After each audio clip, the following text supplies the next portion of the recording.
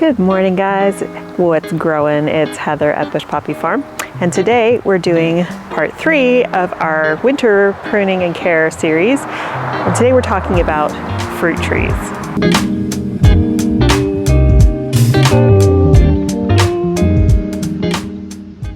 So it's a little bit warmer today, which is lovely.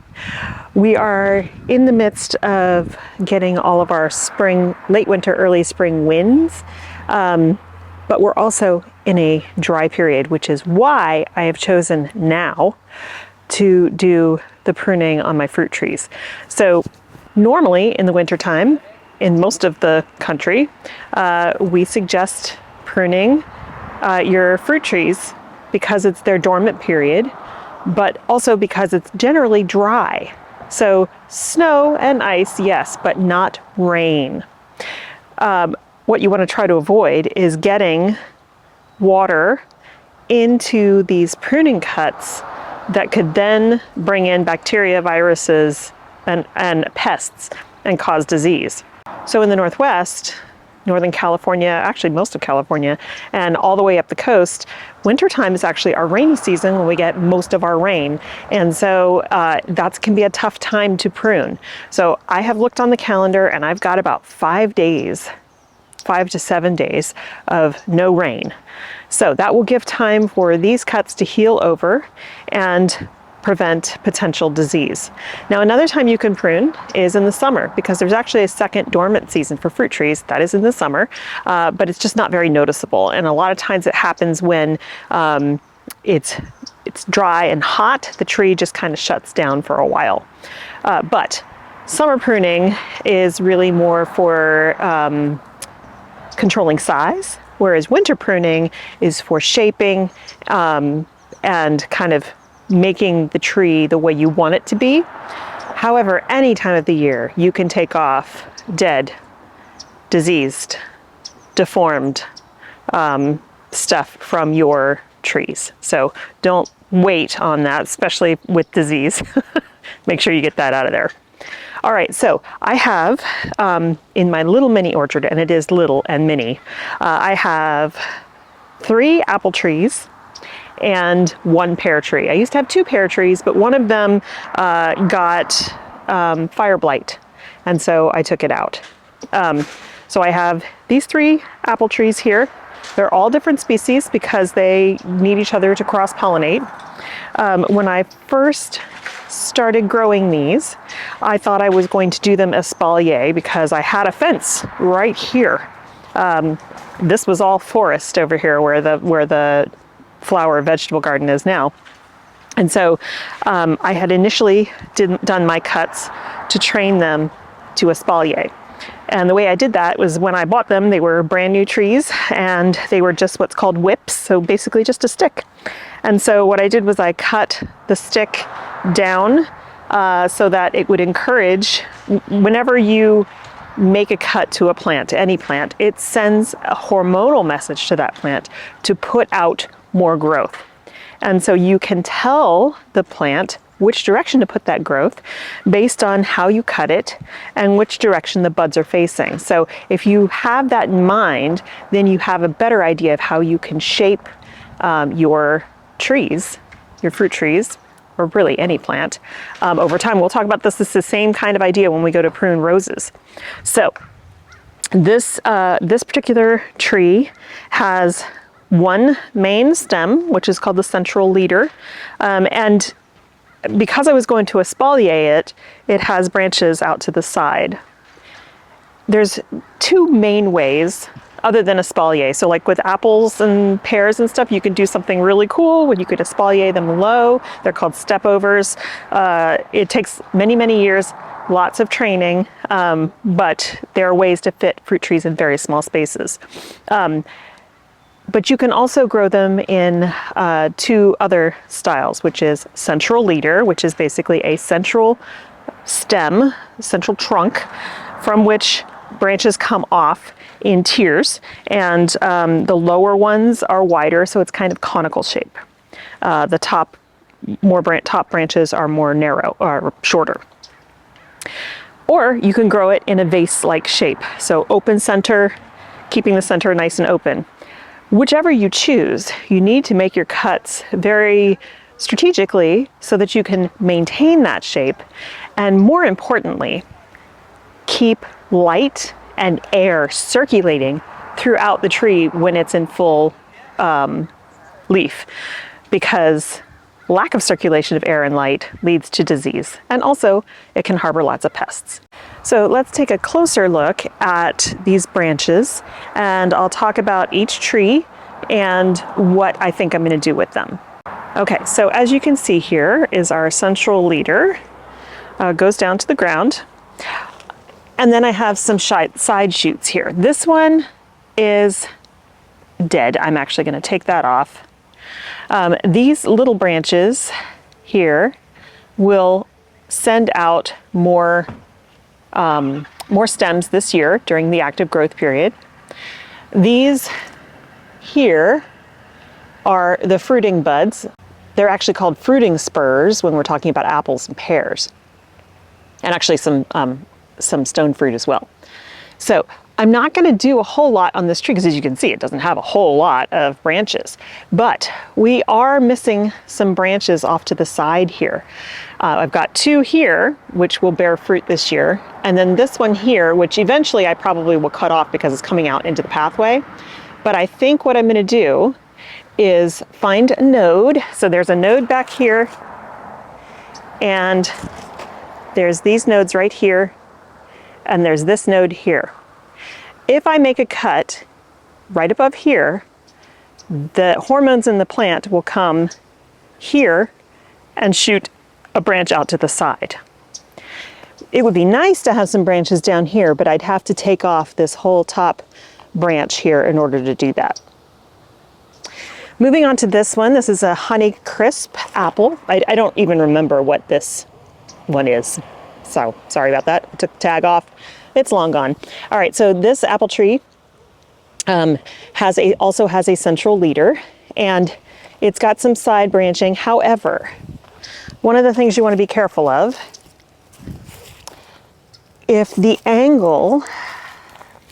crotch angle here is too acute, too narrow, there will be too much weight put on this branch when it fruits, and it will snap that branch.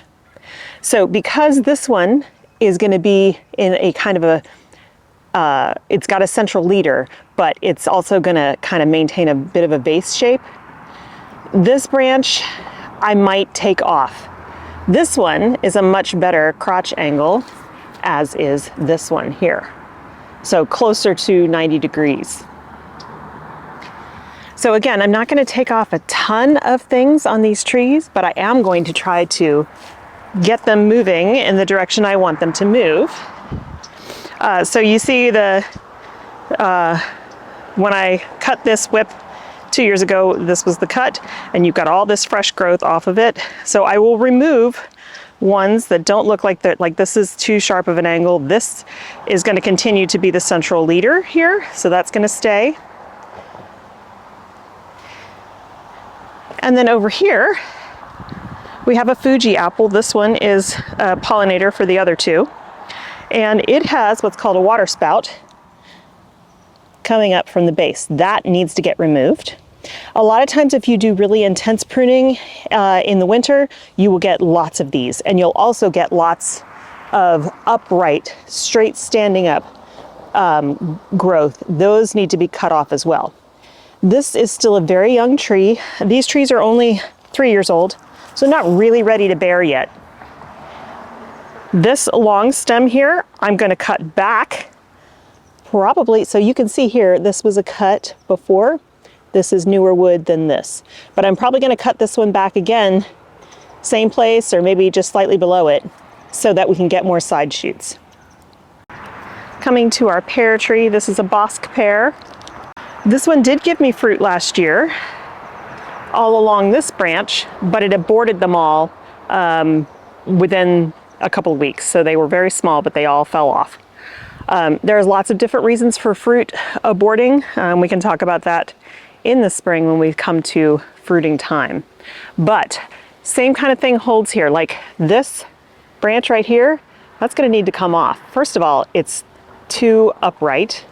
secondly, it's rubbing here against this other branch, which is actually in a good position. So we're going to take this guy off because the angle is too sharp. So we're just going to be making some decisions here. This whole branch, I think I'm actually going to remove. The reason is it is straight upright. This is trying to compete with the central leader. So we're going to take that off. This one will come off because it's almost completely upright. This one will come off. This one, I'm going to watch, but it is very close here. But I'll see what happens this year. Now you may have heard of something called heading cuts. That is where you take a long, straight up branch and you cut it, like right here, say. And then, so if I cut above this bud, then the hormones, like I said, will come to this bud and make it grow, and it'll come out towards me. So you got to think about where you want these buds to go. That will determine where you make your cuts. It would make more sense if I cut here, right here, so that this bud would grow out in that direction instead of this way into the aisle. Finally, we have a 5-in-1 plum tree here. These all come on at different times, which is really nice because it continues to bear fruit. Now this was in a different location and we moved it 2 years ago. So I'm going to take out these stakes. They are not needed anymore. This tree is firmly rooted in. I want it to get very strong in the trunk, so we're going to take the stakes out. These are all spurs where fruit or branches will come off, and we got quite a bit of fruit off of it last year, so we'll see how it's going to go. I will probably take this, even though it's one of the few side branches. So I think what I'm going to do actually is make a bunch of heading cuts here, because as you can see, we've got the central leader. This one is going to be more of a vase shape. So in order to encourage side branching, I'm going to do heading cuts on all of these this year. So what about all the new ones that I just planted? Well, these guys, the only thing I'm going to do with them is take off their stakes so that they can get strong. I'm going to let them be. This is their first year. I'm not going to make any major cuts on these guys. And you can see they're all budding up. So I don't expect any fruit on these this year, but I don't want to mess with them. I want to give them a chance, see what kind of growth they put on. We might do some summer pruning of them, just depends. These are all different. This one is a Sunglow Nectarine. This one is a Santa Rosa Plum, a standard Santa Rosa Plum. And this one is also a Sunglow Nectarine. Okay, so at this point, I'm just gonna start pruning.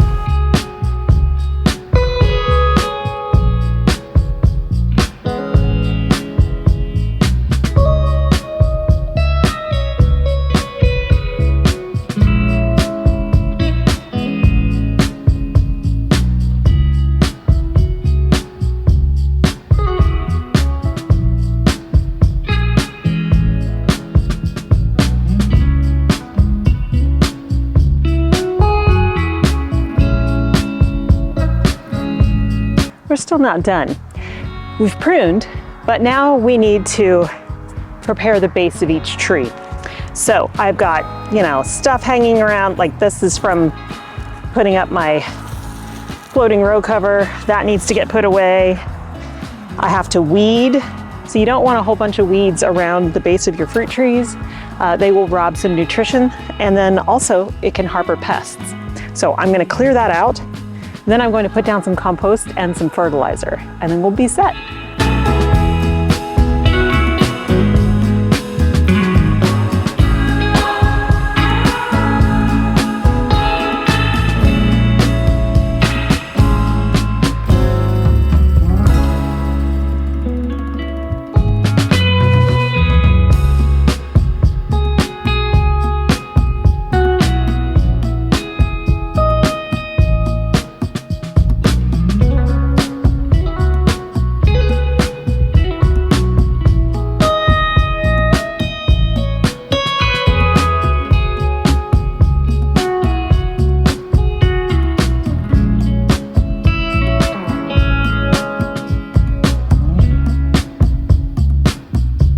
Okay, the very last step for prepping my trees for the spring is going to be applying a horticultural oil. This basically is a dormant oil. It is not,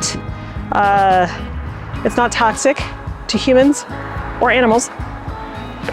And it will prevent things like scale and some other diseases from setting in on your fruit trees. So now is the time to apply it because, one, it'll sit around, kill off anything that is harboring dormant under the, what you can't see, and it will be completely gone by the time the bumblebees come out.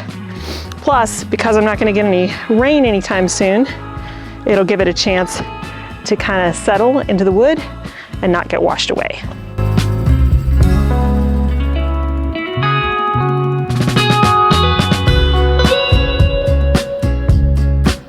Very last thing, taking these nursery stakes off of the new fruit trees. Gotta be real careful not to slice the bark. Okay, and I'm gonna reuse those stakes. Whenever stakes are still in good shape, I'm gonna reuse them. And I'm dropping all this stuff on the ground because I'm literally gonna do massive garden cleanup after this.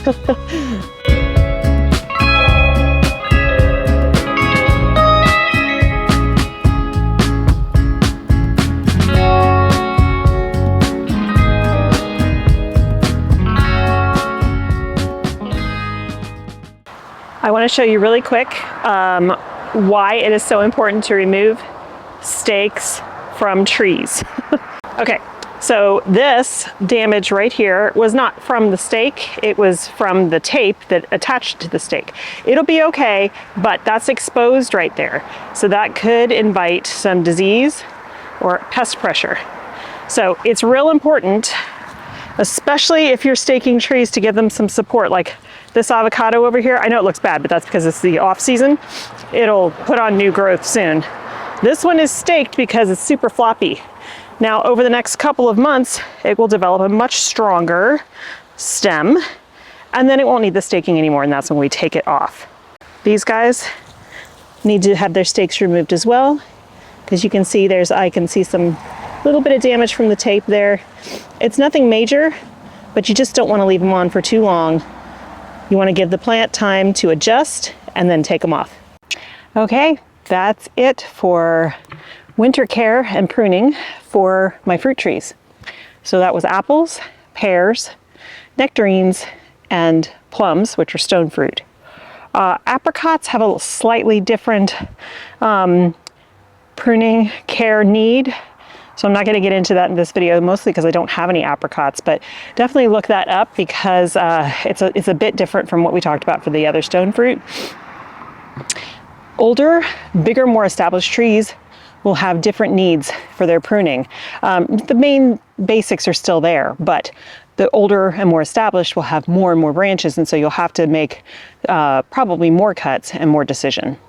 Now this summer, depending on how things go, I may do a summer pruning, but these guys have not been putting on a whole lot of growth every year. The pear has, but the apples have not. So I really want to focus on giving them lots of nutrition this year, see if that makes a difference in their growth, and then next winter I can start addressing some different types of pruning. The new plants, the new fruit trees, they should put on a decent amount of growth this year. They're in a very rich bed with lots of compost, and they're new. So I didn't do any pruning on them this year. I just took off the nursery stakes, and then we will see how they do. Hopefully they'll put on lots of new growth, and then next winter they'll get their first real pruning. Thanks so much for joining me today. I'm about to start some major garden cleanup. Not actually plants, just all the crap I have laying around. Pots and row covers and all that kind of stuff, because I want to do a garden tour for you guys. Not a whole lot is blooming right now, but I do have things that are starting to come up, and so I want to be able to show you that without a whole bunch of crap being all over the place, because that's just not attractive. It's hard enough in the winter time. There's not much to see in the garden, but you don't want to look at a whole bunch of junk. So I'm going to head off and do that now. I hope you have a wonderful time in your garden, and I will see you in the next one. Bye.